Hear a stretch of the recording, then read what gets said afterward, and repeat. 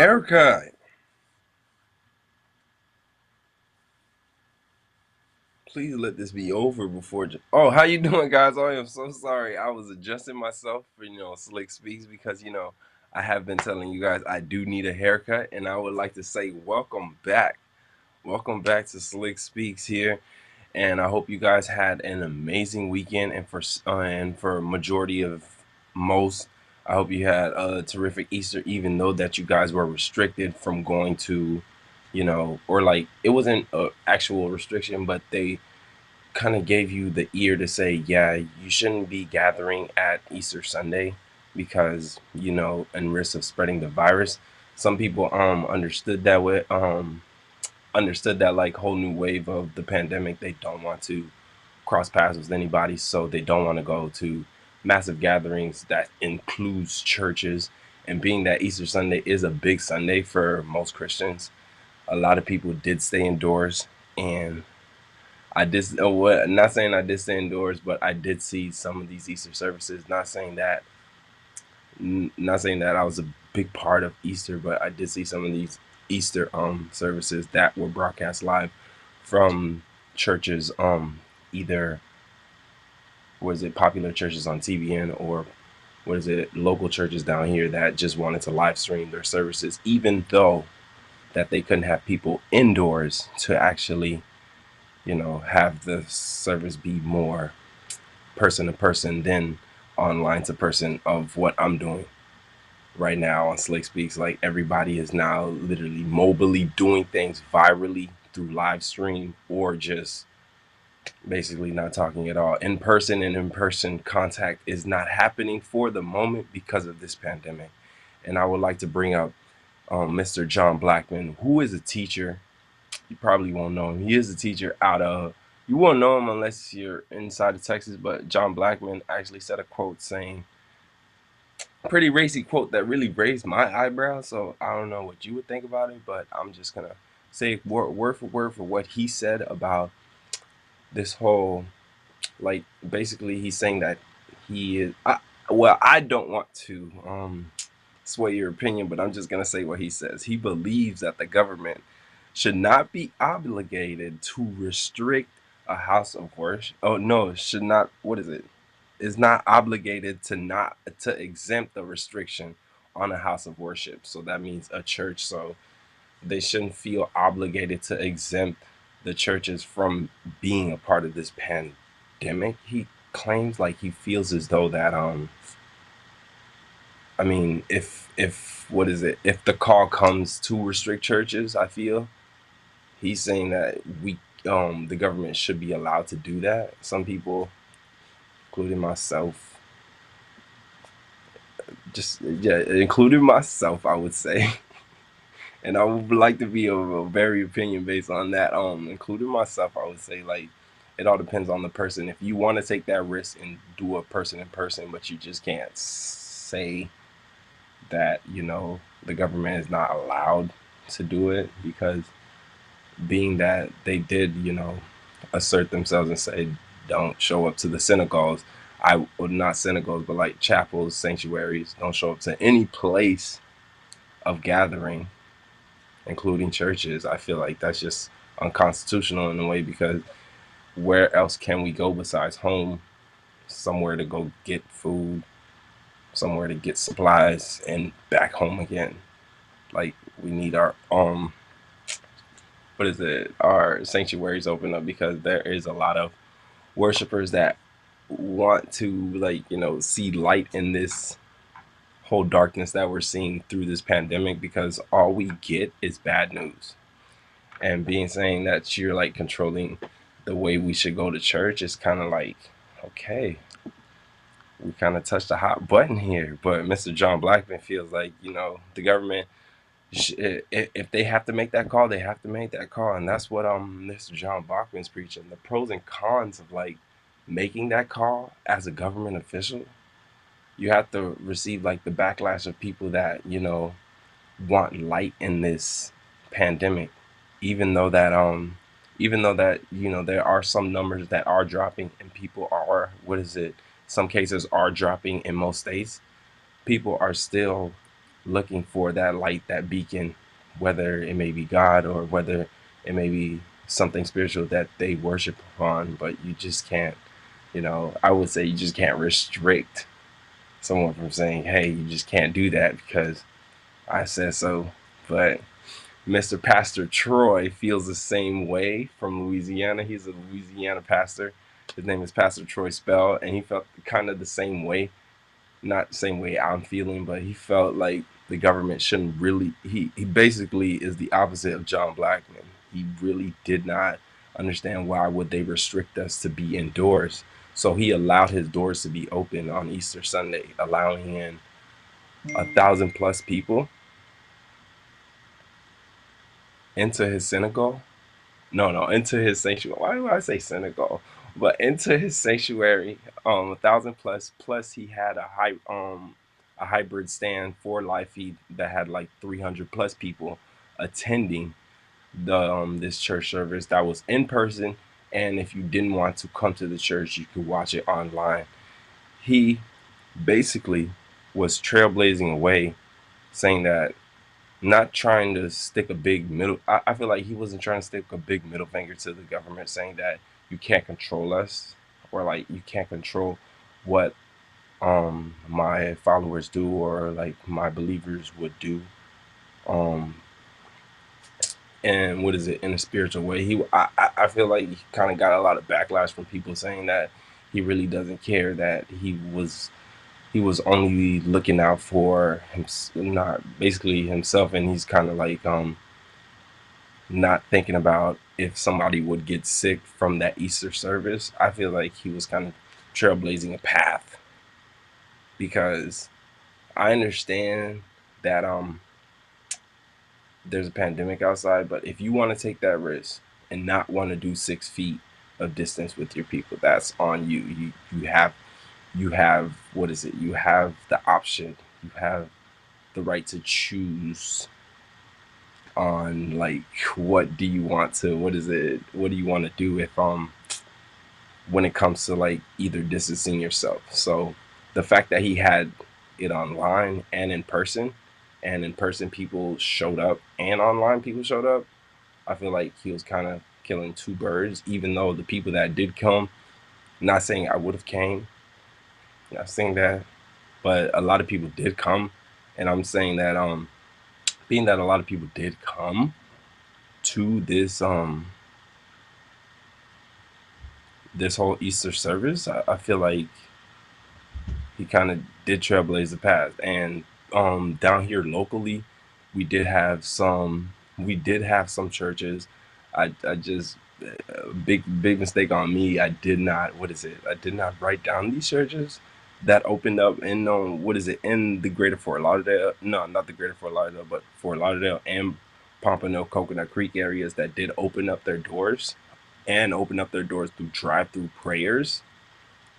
That was a big thing that happened yesterday with drive-through prayers that was happening around the Coconut Creek Parkland area, that people were just going in for drive-through prayers even though they couldn't go into service. But I'm just saying, like, for our government and our people in suits that what is it, put up our laws that come not actually put up our laws, but like come up with our laws to actually say like what are they giving us and what are they restricting us. They shouldn't even be restricting us in like the land of the free. Where else can we go that is positive, that is actually going to help out our spirituality besides going to like a yoga retreat or like having yoga in the morning like I usually do, having yoga in the morning, or going to a sanctuary that mostly majority of everybody in the United States is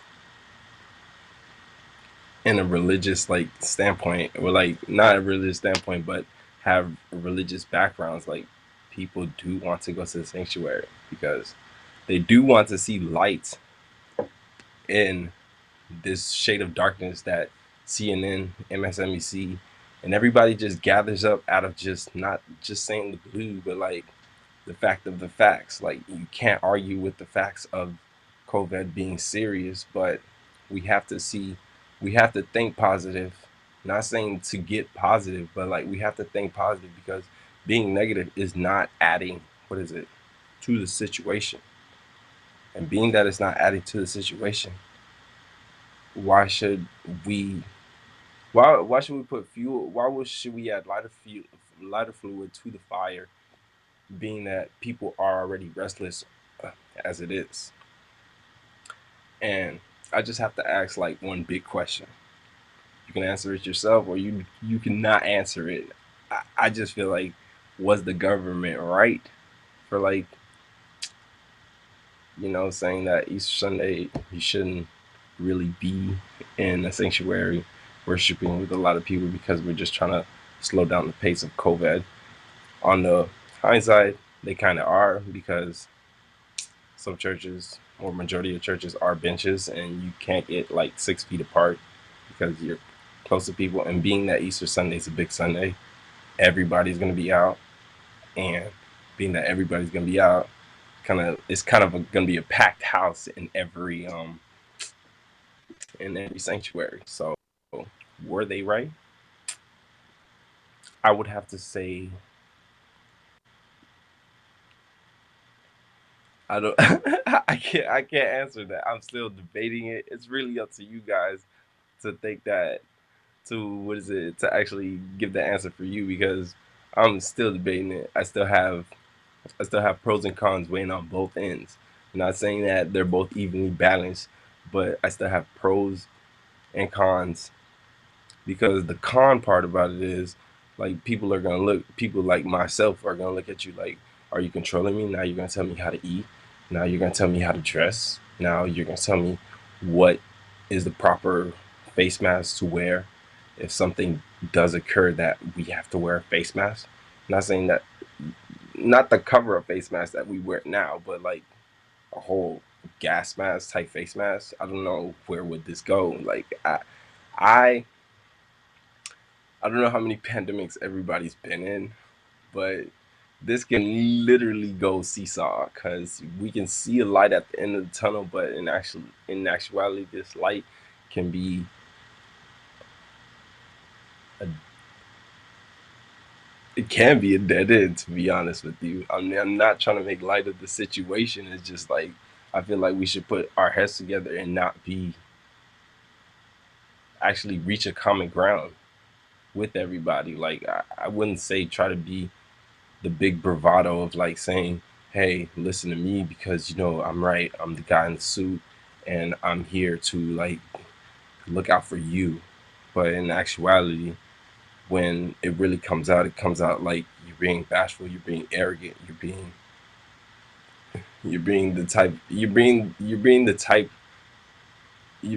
the monster that you didn't want to be. Not saying that the government is a monster. I'm just saying you're being that thing that you never wanted to be, or you never wanted to become.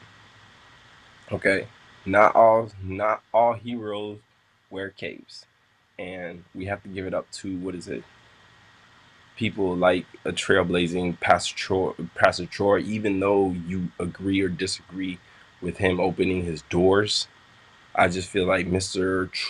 Troy really trailblazed, saying that, you know, even though I will take that risk, and I will take that risk with the ones that will come to take that risk with me, even though that some won't come, even though majority, we know that some people won't come, we'll still live feed it, so the message will be sent out.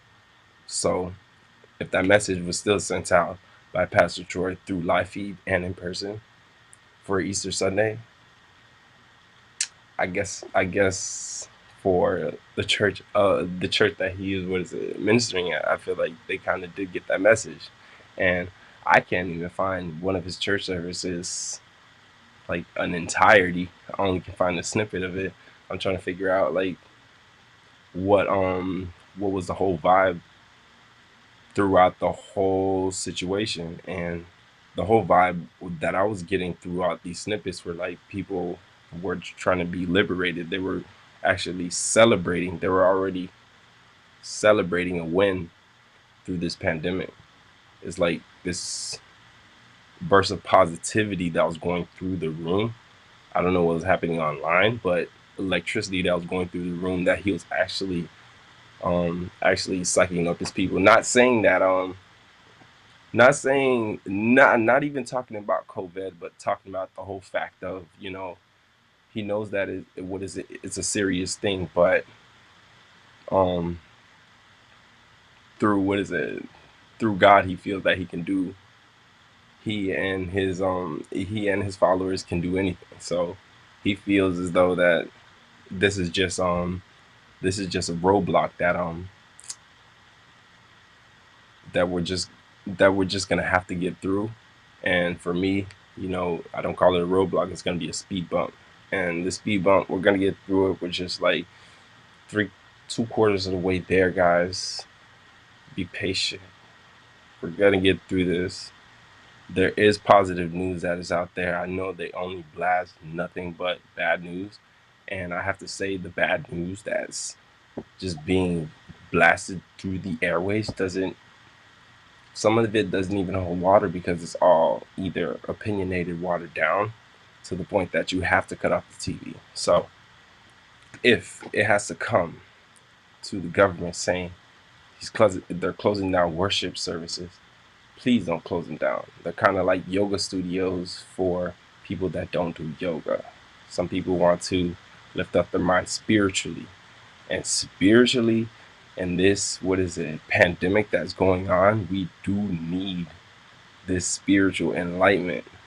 Not saying that there's going to be an enlightenment going in after this whole pandemic, but there is going to be a new normal. And the fact that you're restricting us from going to uh, church, yeah, that's kind of like a hard. I don't know, man. Like, that's not a right look, because at the end of the day, people can't just be trapped to minuscule things of waking up, deciding what to do today, getting bored of sleep because you slept for, I don't know how long, how many people have slept, but I think sleep is getting really tiresome. So that's why there's a lot of people active right now. So I can wake up. Side note, I can wake up at 6 o'clock without an alarm. It's weird. I used to need an alarm till I actually wake up at like 7:30, but for some odd reason, I'm up at 6, bright-eyed, bushy-tailed, to do something for no odd reason. I don't understand why. What is it? This whole pandemic has just been resetting my clock. But I feel as though going back to going back to the topic, we shouldn't, or I don't know why I'm picking a side because I'm still undecided, but I feel like we shouldn't, or they shouldn't restrict us. I mean, but there is a point that they're going at, saying that being that we are gathering there, there is a slight risk of increasing this pandemic.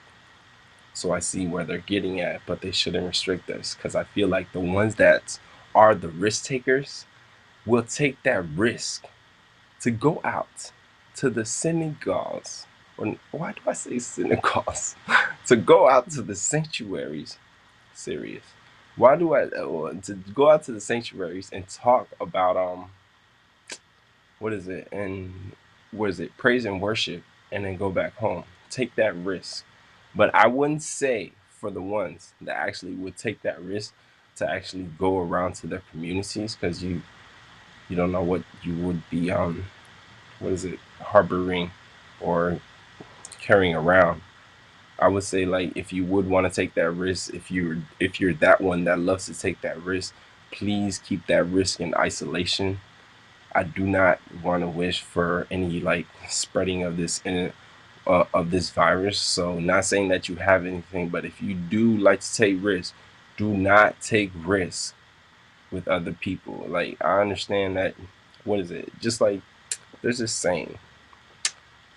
I can't say it's a saying, but this is another like just side note type, just a side note story, because there is kind of like a saying, like, if what is it, when a person, like when I was growing up, when a person was driving very, very erratically with a car, Like someone would probably say, I will crash this car with the both of us in it. I'm sorry, I kind of went left with that story, but I'm trying to go to this point. The person that is driving would say, I will crash this car with both of us in it. But me being the passenger, I'll just say, please crash aside. Please, if you want to be reckless, before they even say anything, please, if you want to be reckless, please crash your side of the car so I can be safe.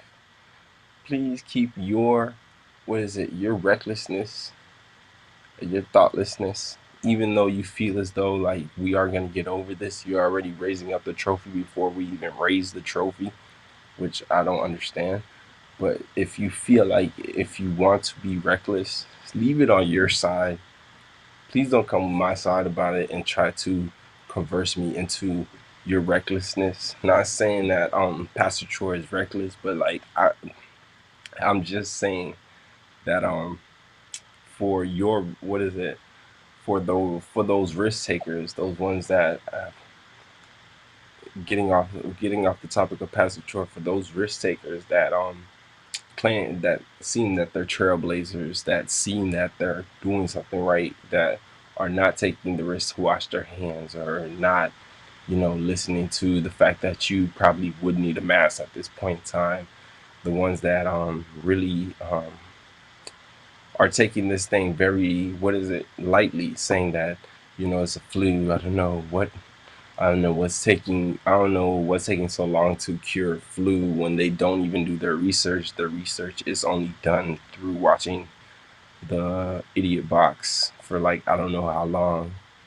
But since we have time, they probably watch it throughout the whole span of the week, and that's where they only get their information from. I just feel as though for those ones that just are not are not were ignorant, just ignorant to the whole possibility, and just ignorant to the whole cause, because they feel like they're invincible. They feel like they're the incredible Hulk of this whole situation. Like we will get out. I understand that. I understand. I'll keep positive in saying that we will get out, but we're still in the midst of it, and we have to get our heads on straight, guys. We have to figure out how to take care of this, because I need a barbershop to be open. This has been a month and a half of me growing my hair. I cannot do this. My hair gets too long, it gets too tangled. I need a barber, okay? I don't want private cuts. I want the barbershop to be open so when I walk in, all I smell is alcohol, and all I hear is nice beats, either Latin or hip hop or pop when I walk in, I just want a barbershop to be open, guys. Let's do this for Slick's barbershop, guys. Not my barbershop per se, but let's do this to get back to get back to where we were. Not saying that we will get back to where we were, but we'll be at a new normal. And we'll just be, can't say we'll be better, but we'll be more cautious with this new normal once we get there. Right now, we're still in the midst of it. We're still fighting. We're on the ropes. We're trying to do the rope a dope, but actually we haven't actually fought back yet. But I have to say, welcome back. Hope you had a happy Easter, and for those who don't celebrate Easter, hope you had a happy weekend. Hope it was very rejuvenating, very enlightening, all that jazz. And I wish you have a wonderful week. I'll be back here tomorrow with some more spiciness. I don't even know why I say spiciness. For some more stuff here on Slick Speaks. And I just have to say goodbye, sayonara, until tomorrow, guys. And you know where to keep it here with Slick Speaks. Peace. Yo.